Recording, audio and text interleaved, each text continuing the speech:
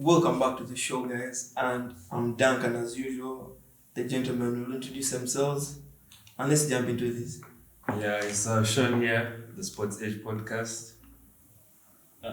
Tucker, you new into the show. Well, guys, Kevin here, back again. Visca Bassa. Yes, and on today's show, we shall be diving into some of the games that happened. You could say game week 2. Starting us off, Arsenal Leeds. Yeah, how was that? I mean, very one-sided. Of course, we expected that. And Goikaris finally came onto the squad sheet with a brace. I mean, I won't slander him, but we shall see how the coming weeks come. But I expected him to score against Leeds, just to be honest. And if it's to pick a team to start on, you pick the newly promoted side that you know are going to be going to battle. Sure. And Leeds even afforded him the space for that first goal. Yeah. So, and it was a nice finish. Won't take it away from him. Yeah. But he's still on my front watch though. Tucker, what were your views on the game? The Leeds game. Frankly speaking, the first 20 minutes, right? I actually thought Leeds played well. Those guys were playing free-flowing football, moving up and down, They really tried. There's this guy called Bogle in the right wing. I thought he was solid. That guy was really solid in that game.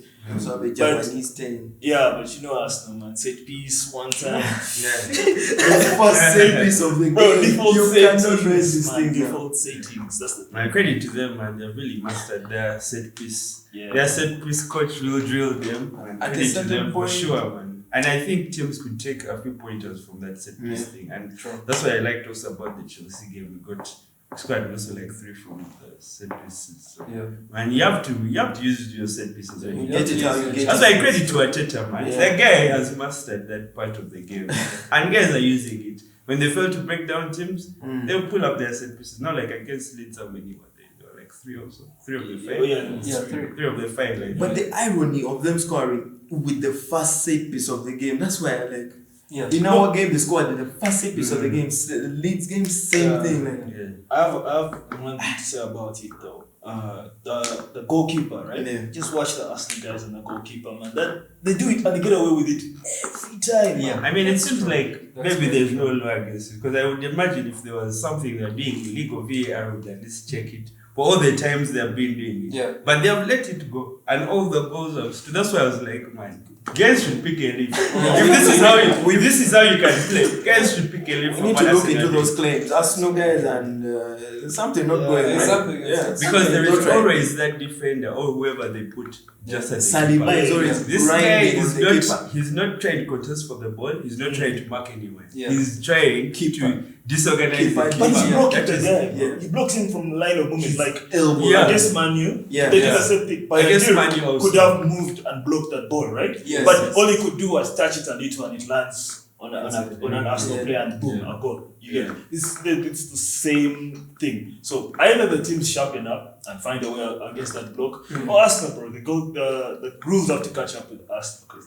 but still, at some point it has to be. I think if other you saying? No, it's okay. I was going to say still to that point. Yeah. How often do they change the rules during the season? Of late? But you could say they already introduced a rule to help on this, right? Yeah. So you're not supposed to be in the keeper's presence in a certain way, or if he's going in for the ball and then maybe contact is made, then there they can do something. But indeed didn't try and come out for that ball. He was too timid in his approach. That's why the refs had nothing to give.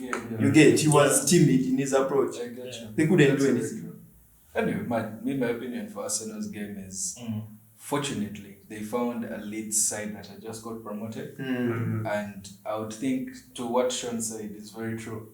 If Gyökeres was ever going to get his first goal, perfect. Imagine against just imagine against he came from blundered the third. Remember there was a clear chance that he missed before his press? Yeah.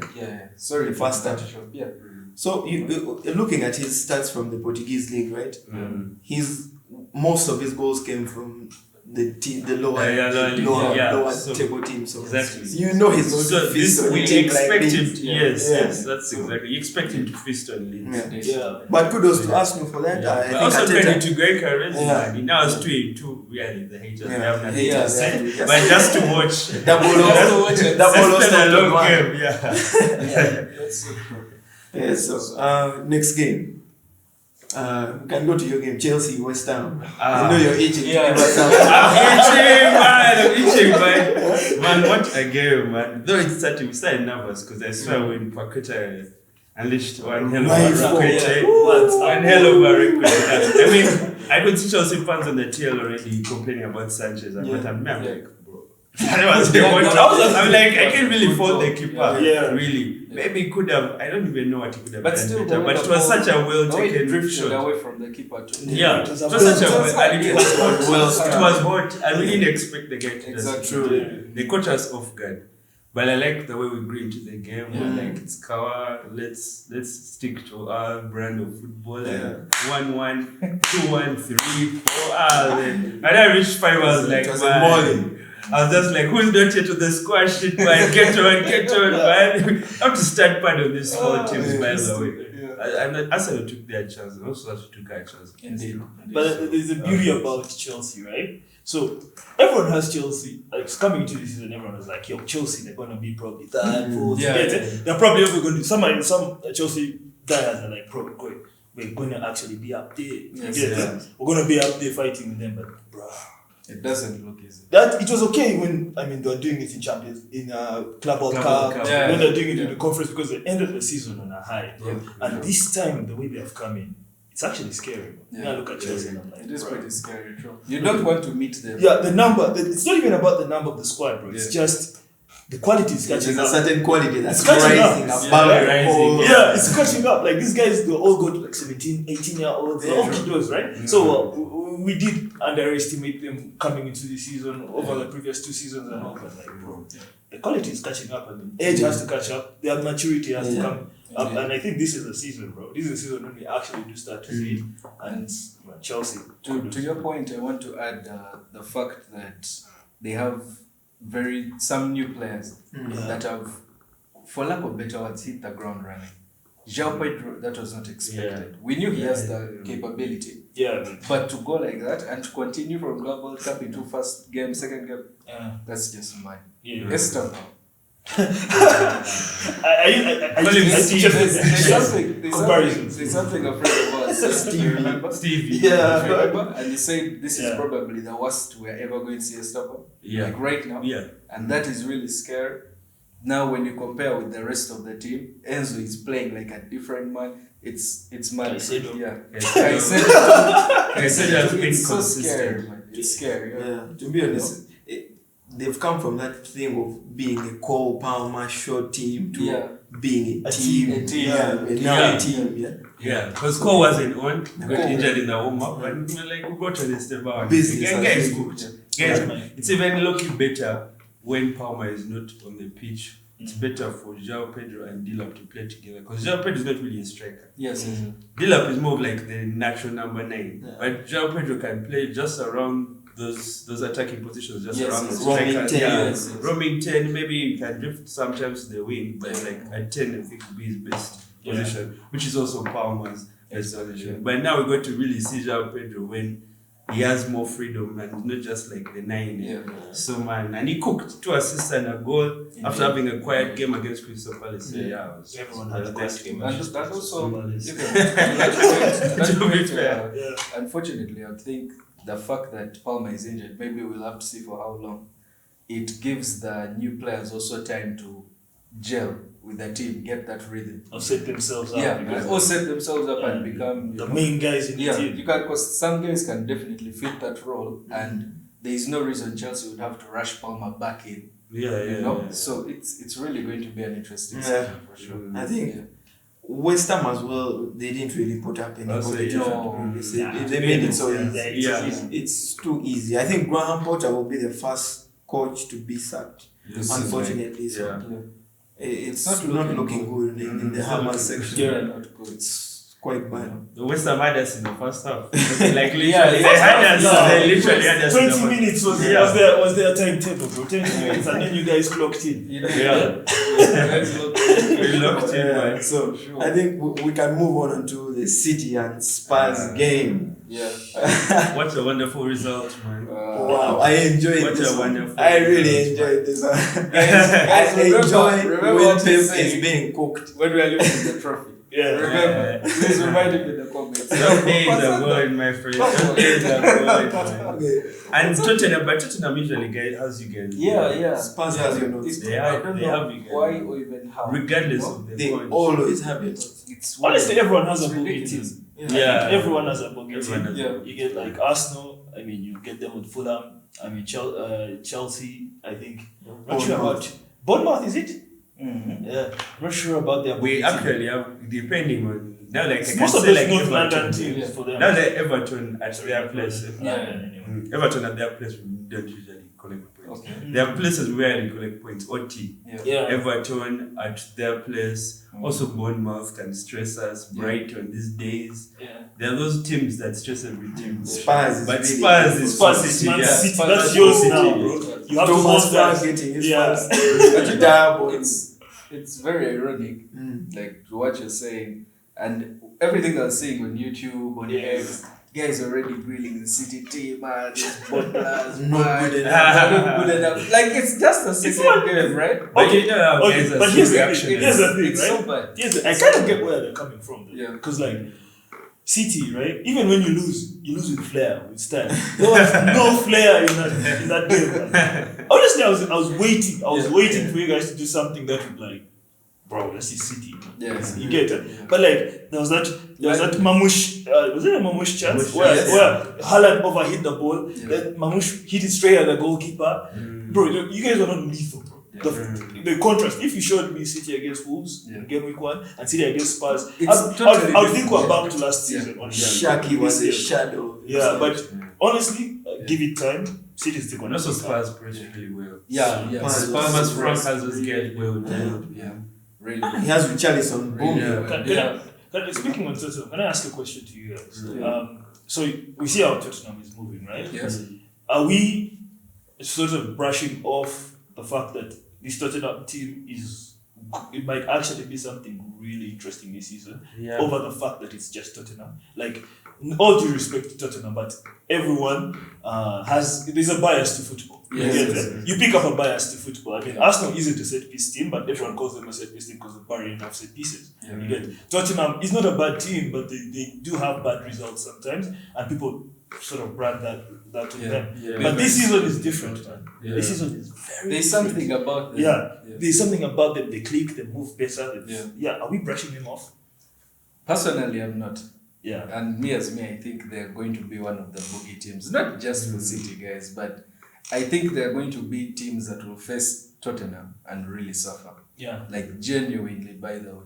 To get, like, full points from them Yeah. is going to be very difficult this season. That's my opinion. To be honest, Spurs, you look at how they always start the season, every season. They always start a nice way. Yes. But I always have my questions will come in around game week 15 or game week 12. You get in this first 10, I know they could get around 8 wins. There's some draws in there and some losses. That's not bad, right? Yes. So after that game week 15, when some injuries have hit, Mickey van der Ven is not as consistent.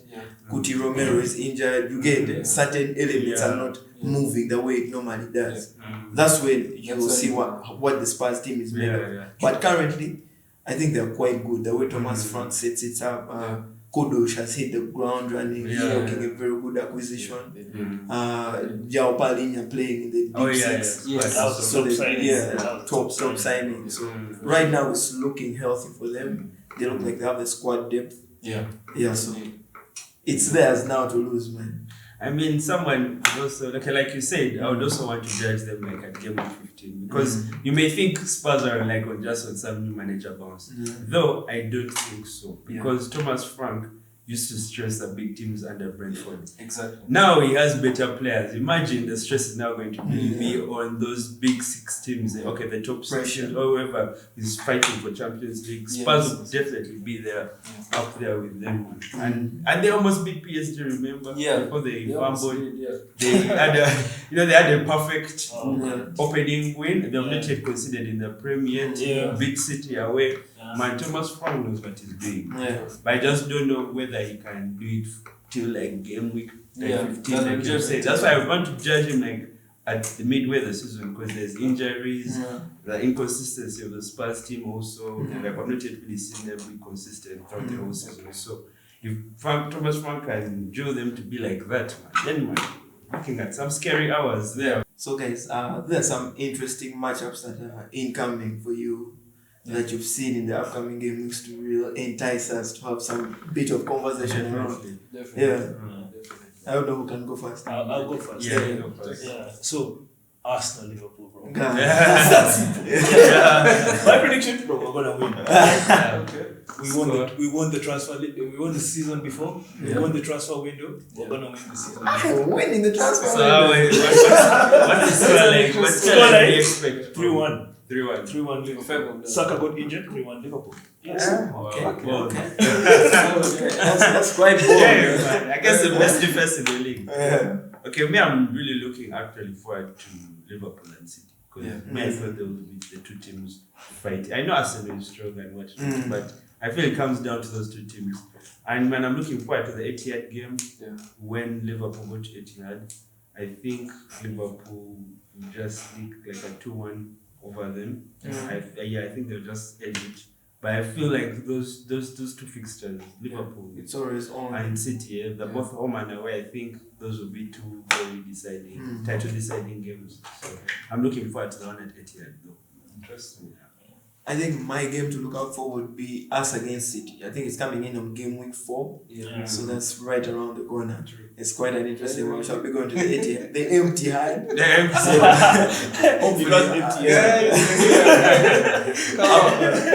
Nobody has his number, so I really feel like we shall be going into this game with a strong position. Hopefully we win against Fulham. Convincingly as though. Sesko with a goal at least, I'm thinking it would go around a 2-1, 3-1 to United, obviously. But I know they always have a goal in us. I don't know how, but somehow never managed to keep a clean sheet against them. So that's my game. Interesting. Well, mine, I'm definitely looking forward to Man U City. And for sure we are watching. It's going to end like 40. It's going to end like 40. That's a revamped Man U side, man. That's a revamped Man U side. We are not scared. 4-2 for Man U and City. And then I'm really also looking forward to City and Liverpool, which I think one will get out with a draw, the other will get out with a win. So guys, let us know your thoughts, where Spurs might finish and who they might add actually in the team that might push them onto that extra level. So definitely. I think that's it, guys, for this. It's been a nice one. Okay. Alright, guys, please. Like and subscribe.